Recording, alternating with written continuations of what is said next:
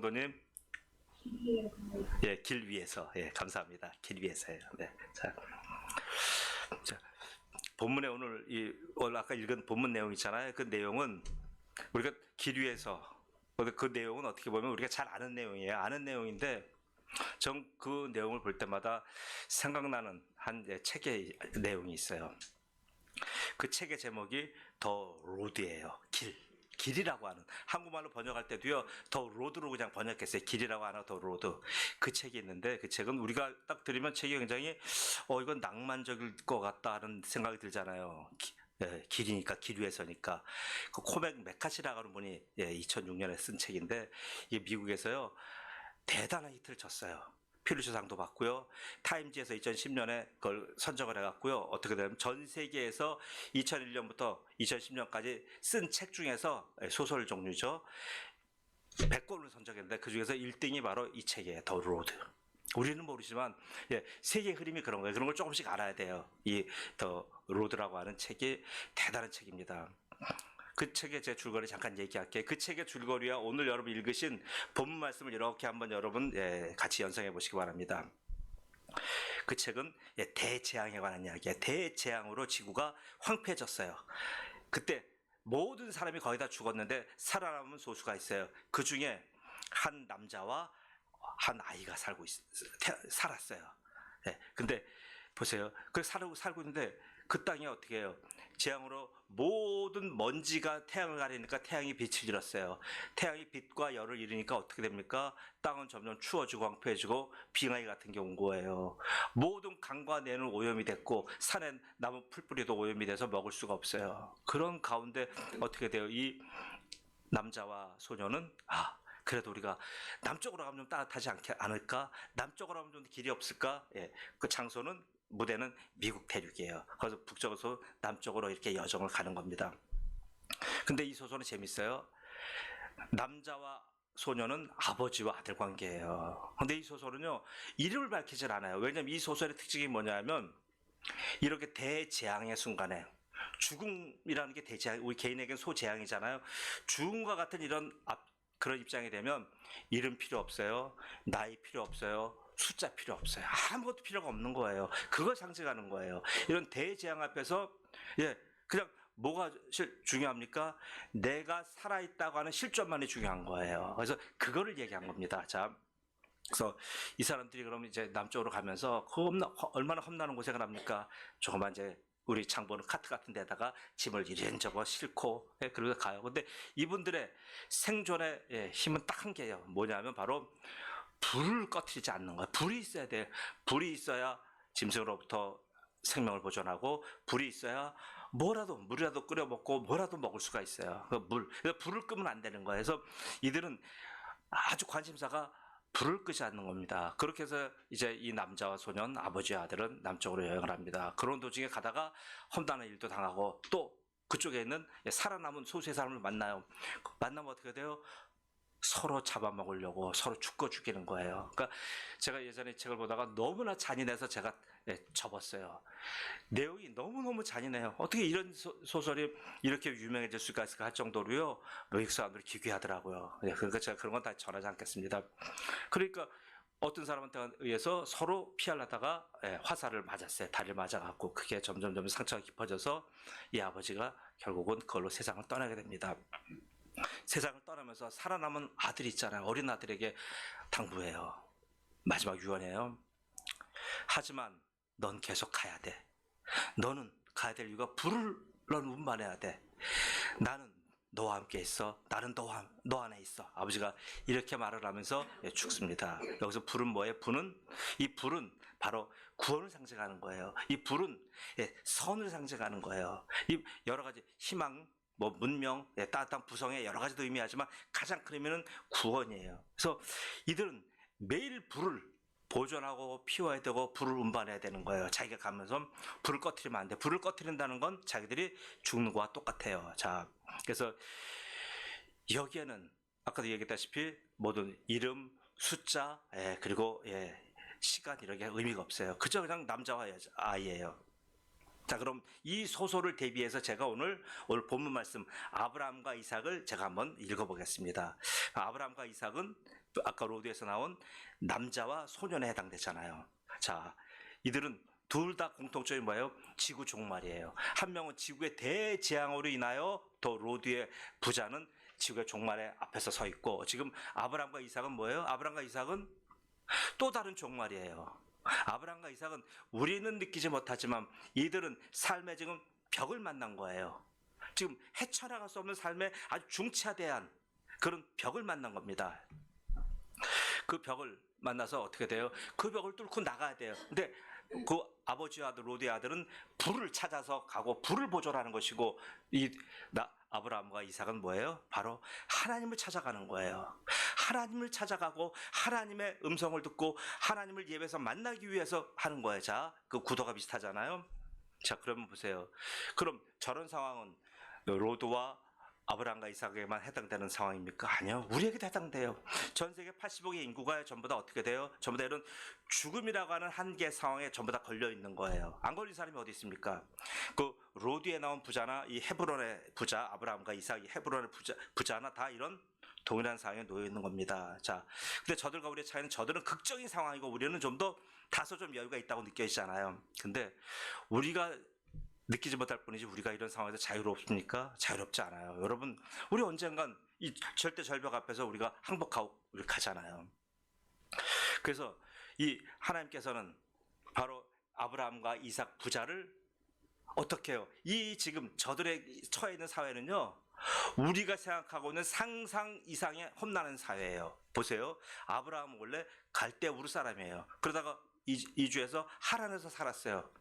저쪽 강 건너 사람이란 말이에요. 그쪽 사람이 지금 애국 갔다가 지금 어디에요? 가나안 땅까지 와 있어요. 이 사람들은 낯선 땅에 가서 너무나 힘들게 사는 거예요. 우리가 낯선 땅 가서 여러분 어떻게 살겠습니까? 한국에서 교회 안 다니는 분들도 미국 이민 가면 거의 다 교회 가는 이유가 뭡니까? 미국 사회에 적응하기가 힘들잖아요.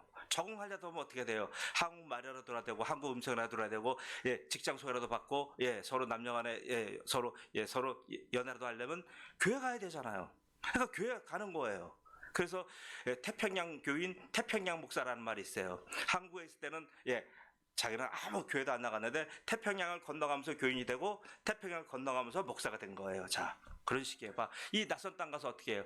그나마 아브라함은 75세에 가서 자기가 가지고 있는 재산과 그리고 많은 막대한, 이번 사업가니까 막대한 자기의 자본을 갖고 갔잖아요. 자본과 함께 뭡니까? 자기는, 이 사람은 사업가이기 때문에 자기의 사병을 뒀어요. 사병 집단 318명의 사병 집단을 키울 정도로 막강한 이 부를 갖고 있었어요. 권세가 있어요. 그러니까 아브라함은 낯선 땅에 가서도 충분하게 자기 약간이마며 리더십을 가지고 그 사회에서 적응할 수 있는 뛰어난 CEO예요.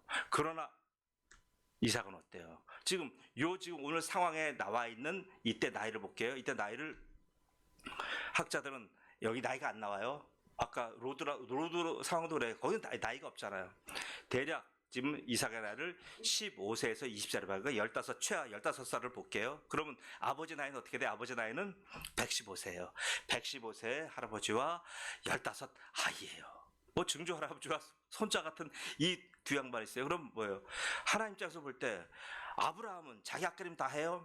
그리고 초대 족장으로 앞으로 그 험난한 모든 일들을 다 해나갈 만한 충분하게 검증된 사람이 아브라함이에요.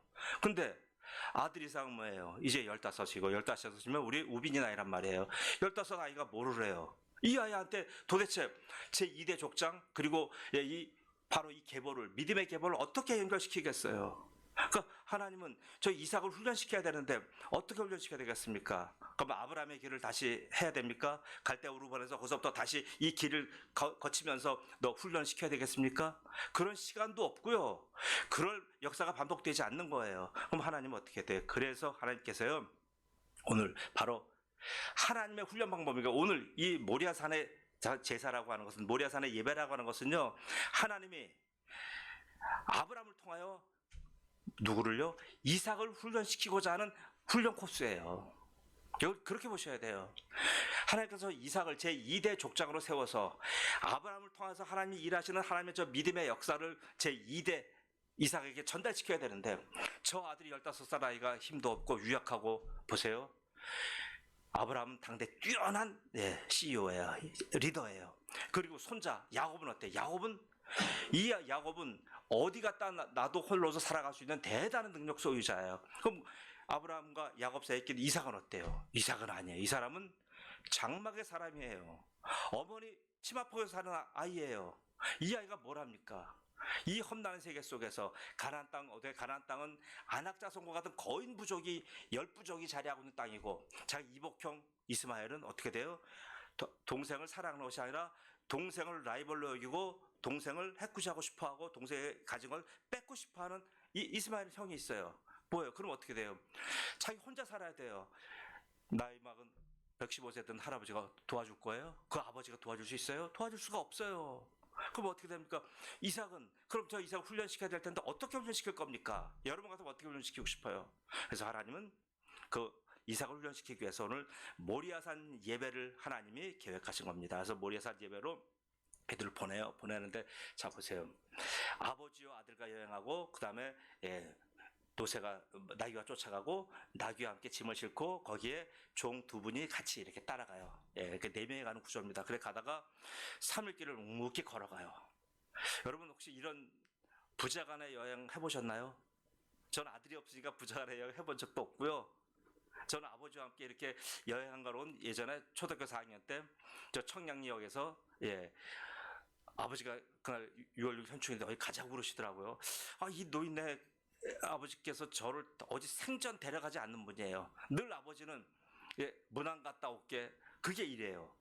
우리 도대체 문안이 어디야? 어려서 문안은 저한테 이상형과 같은 데였어요. 이상형과 같은 문안 갔다 올게 늘 혼자 다니는 아버지가 어느 날 갑자기 저보고 6월 6일 현충일 날 일어나라 그러더라고요. 또 아버지 왜요? 그랬더니 갈 데가 있다. 그 아버지를 따라서 전동대로 걸어서 청량리 옆에 나갔어요. 청량리 나갔더니 거기 버스가 쫙 있더라고요. 군용 버스들이에요. 기억하기로 그걸 탔습니다. 탔더니 그때 간 코스가 기억나요. 너무나 선명해요. 청량을 지나서 성동 마장동 동마장으로 해갖고 약수동으로 넘어가갖고 남산으로 넘어서 어딜 가냐면 이태원을 거쳐가지고요. 이태원을 거쳐서 한강대교를 건너서 결국 현충원을 가더라고요. 근데 그때 그 광경이요, 너무나 서울시내 광경이 멋졌어요. 그 선연한 아버지와 저는 그렇게 한번 그런 추억이 한번 있었습니다. 여러분, 이런 추억은 있을 수 있겠지만 아버지와 아들이 전부 다 도보 여행을 하면서 길에서 먹고 길에서 자고 길에서 여장을 꾸면서 그렇게 여행한 그런 기록들이 있나요? 저는 거의 본 적이 없어요. 뭐 등산한 경우도 있고 그렇게 특별한 목적으로 가는 경우는 있었지만 이렇게 노상의 도보 여행을 부자지간에 같이 하면서 간 경우를 좀 들은 적이 별로 없어요. 여러분들도 그런 경험 별로 안 해볼 거예요. 아들들이 원래 아빠를 안 좋아하잖아요. 아들들과 아빠는 이렇게 같이 가면서요, 싸움만 안 하면 그건 아주 사이좋은 관계잖아요. 어떻게 아버지와 아들이 그렇게 같이 걸어가면서 아무 얘기도 안 하고 같이 가서 한 목적을 가지고 가서 먹고 자고 길바닥에서 같이 씻고 그리고 또 가고, 이건 힘든 얘기예요. 아브라함과 이삭이 이 여행을 하고 있어요. 3일 동안 쭉 했는데 드디어 3일째 되니까 어느 지점에서 아버지가 딱 스탑 걸더니 하인 분들은 여기 기다리라고 하면서 그 다음부터 본인이 아브라함은 한 손에는 칼을 들고 한 손에는 불을 들고 앞장서서요. 그리고 그다음에 장작, 번제는 태우는 제사잖아요. 태우는 제사를 하기 위해서는 장작이 반드시 필요해요. 장작을 그다음에 어린 이삭에게 다 지워요. 우빈이한테 지웠다고 봐요. 막 잔뜩 지워가지고 그리고 이제 가는 거예요. 그러니까 가니까 이삭이 너무나 답답하잖아요. 이 과묵한 부자지간에 3일 동안 아무런 얘기도 없이 그냥 온 거예요. 아버지가 어디 간다, 무엇 할 거다 아무런 말도 안 해요. 그냥 무작정 깨워가지고 데려오신 거예요. 그러다 보니까 드디어 이 아들이 너무너무 답답하니까 물어봐요. 그게 오늘 물어본 내용이 7절이에요. 제가 한번 읽을게요. 이삭이 그 아버지 아브라함에게 말하여 이르되 내 아버지여. 3일 만에 첫 한 얘기가 내 아버지예요. 내 아버지 하니 그가 이르되 내 아들아 내가 여기 있노라. 부자지가 참 재미없는 부자네요. 이삭이 이르되 불과 나무는 있거니와 번제할 어린 양은 어디 있나이까. 참 과묵한 부자입니다. 3일 만에 입을 여는 게 아버지요. 그래 내가 왜 여기 있다 왜 뭐 이런 거예요. 참 답답하잖아요. 자, 이런 부자 관계에서 그럼 여러분 보십시오. 왜 이렇게 지금 이 부자 관계가 삭막한 부자 관계를 성경이 그대로 그리고 있습니까? 아까 로드라곤 소설에서 왜 아버지와 아들의 관계가 이름도 없고 나이도 안 나오고 왜 그렇게 전부 다 숫자도 없는 그런 사회 속에 왜 그렇게 방치하면서 얘기하는 이유가 뭡니까?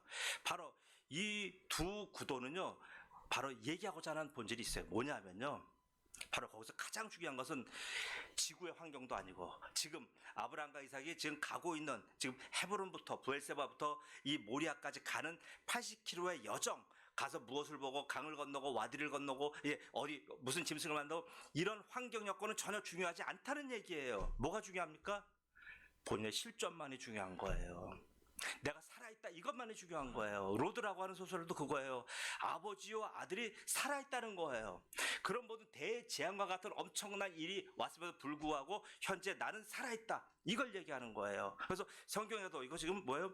아버지가 살아있고 아들 이삭이 살아있고 살아있는 둘 간의 관계를 드러내는 거예요. 성경. 그래서 저대 실존을 모든 초점을 맞추기 때문에 다른 것들은 전부 다 성경이 약화시켜버려요. 슈아라 약화시켜서 전부 다 보이지 않게 만들어버리는 거예요. 자, 그러면서 자 합니다. 근데 그 소설 로드에서는 불을 간직하고 불을 운반하잖아요. 바로 여기서는 아브라함과 이삭은 뭡니까? 예배예요. 번제라고 하는 예배를 드리기 위해서 지금 이 두 부자가 여기까지 온 거고 지금 바로 코앞까지 있는 거예요. 그러니까 아들의 입장에선 번제를 하려면 재물이 있어야 되잖아요.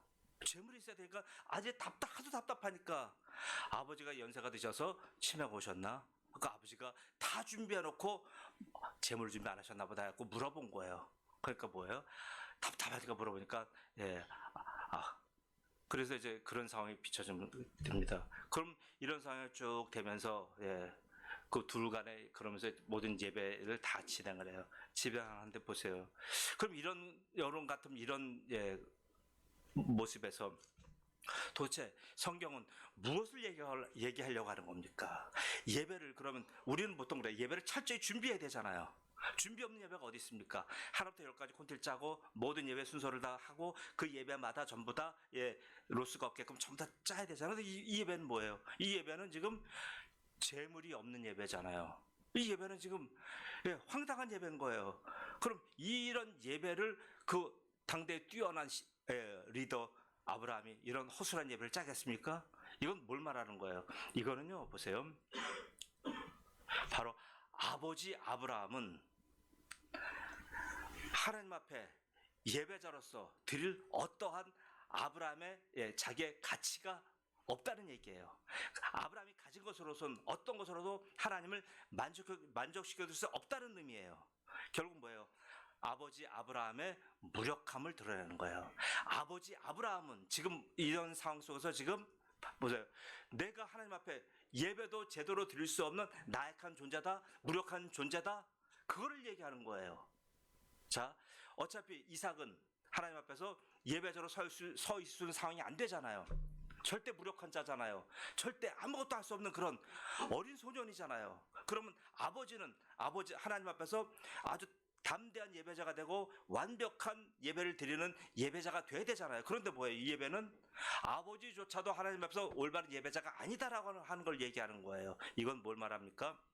바로 이 사람들은 전부 다 희망이 없는 사람들이다. 이 사람들이 아무리 좋은 예배를 드린다고 할지라도 그 예배는 결함 있는 예배다. 이걸 얘기하는 거예요. 자, 그럼 뭐예요? 아들 이삭의 대안이 누구예요?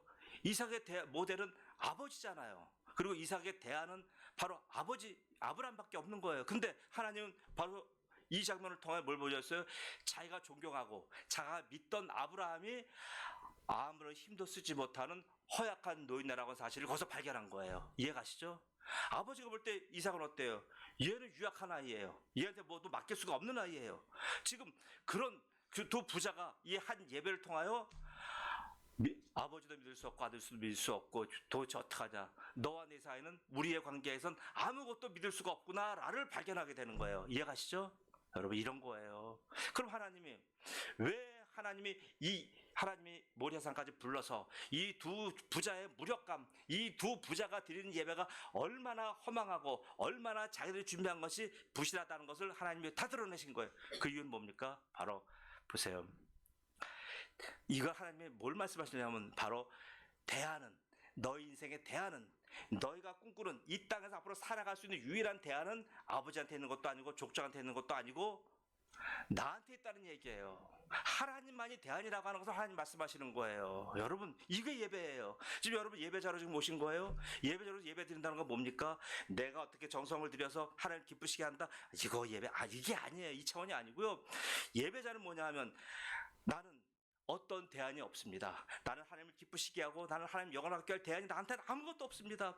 내가 하나님 앞에 섰다는 것은 나는 죄인으로 섰습니다. 전적으로 나는 무력한 자며 전적으로 타락한 자며 나는 하나님 앞에서 아무것도 할 수 없는 존재라는 것을 이 시간에 하나님 앞에 완전히 항복하는 게 예배예요. 그러면 하나님이 내가 너를 위해서 대안을 준다, 내가 너를 위해서 내가 하겠다, 바로 그것이 성령 충만함이에요. 바로 하나님의 예배가 그거예요. 오늘 예배를 통하여서 하나님이 이 본인들이 할 수 없는 것을 완전히 드러내니까 거기서 하나님의 대안이 있어요. 하나님의 대안은 오늘 본문 13절 14절에 나와요. 이제 제가 읽을게요.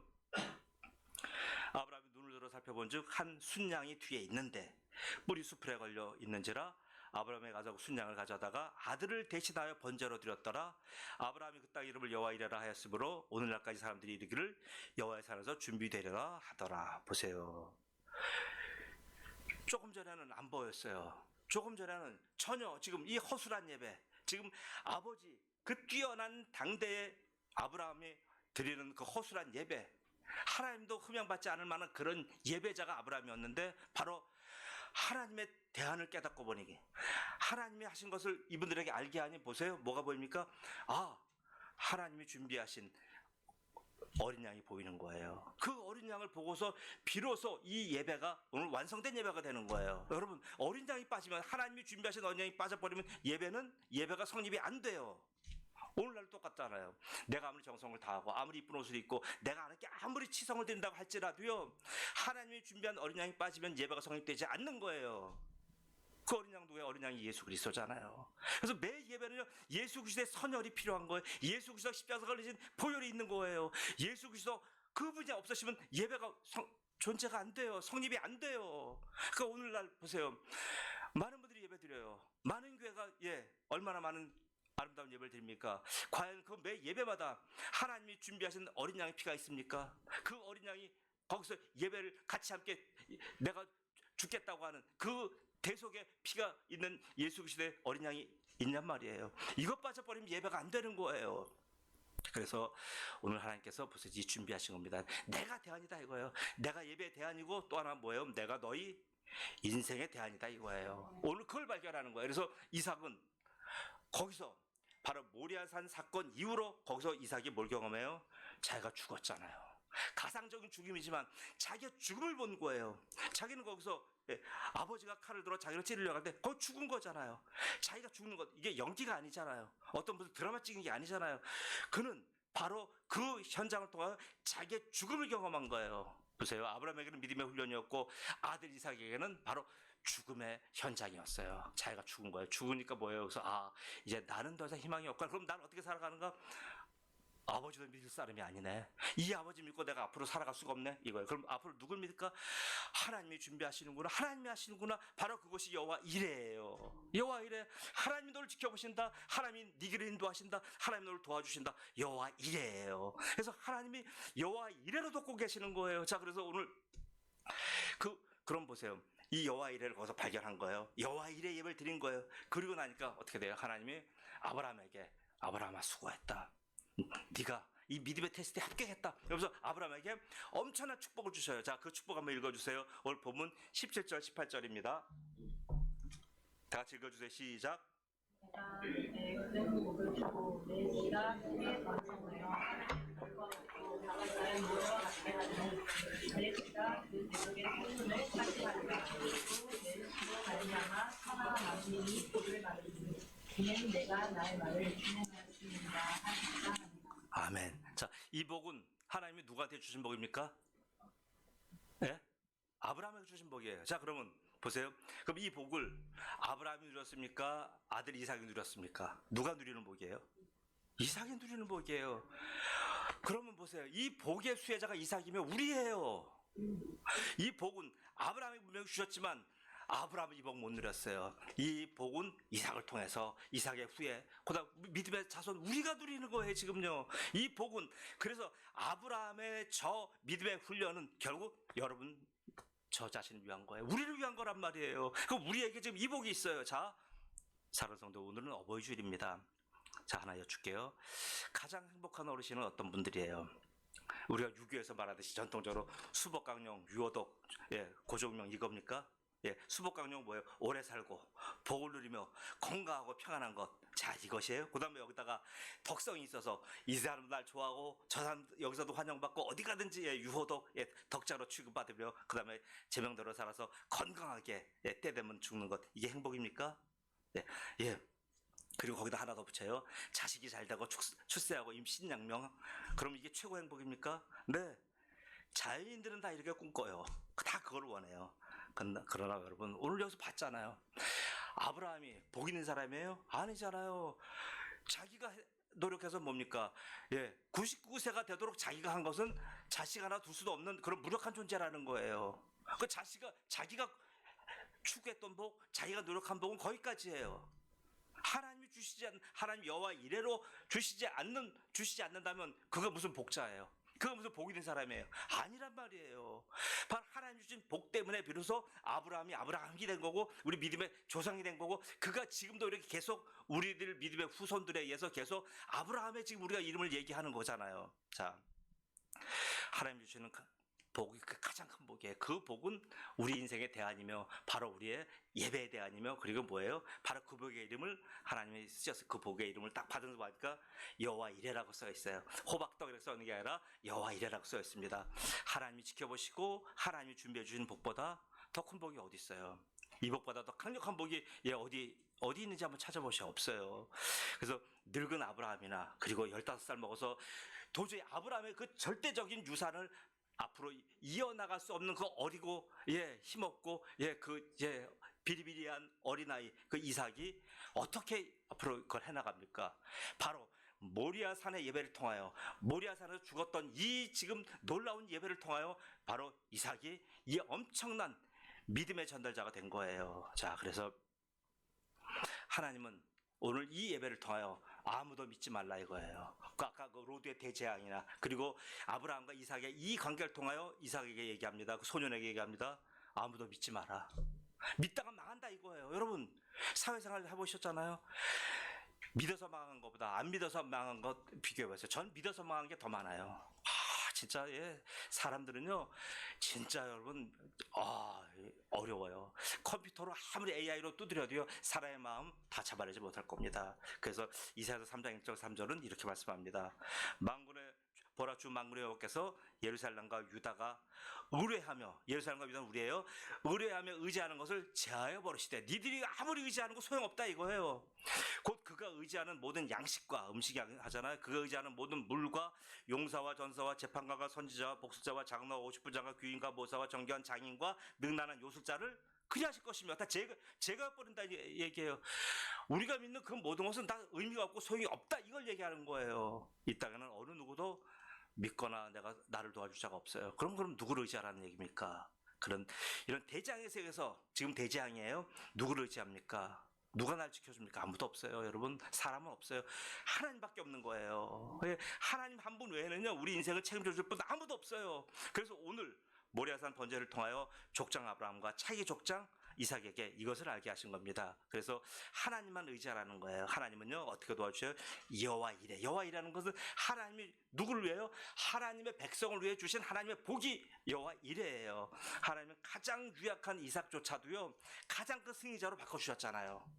그럼 그 이삭이 우리가 이삭이잖아요. 이삭보다 더 힘이 있잖아요. 이삭 15살 이삭보다 우리가 더 힘도 있고 더 능력도 있고 더 인생을 헤쳐나갈 해안이 있잖아요.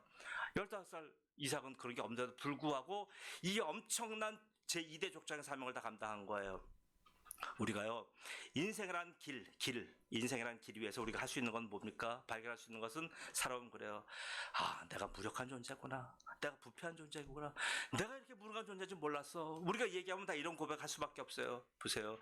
족장 아버지나 차기 족장 그 상속자 아들도 아무것도 할 수 없다는 것을 오늘 말씀을 통해서 우리가 발견한 겁니다. 곧 인생은 유한함과 무력감 앞에서요. 아무것도 못해. 그럼 어떻게 돼요? 그럼 우리가 전능하신 하나님 앞에 무릎 꿇어야 되잖아요. 그런데도 세상 사람들은 자신의 무력감을 알면서도 자신의 한계를 알면서도 하나님께 무릎 꿇지 않아요. 그러니까 저들에게 비극이죠. 그러니까 저들의 인생이 거기까지인 거예요.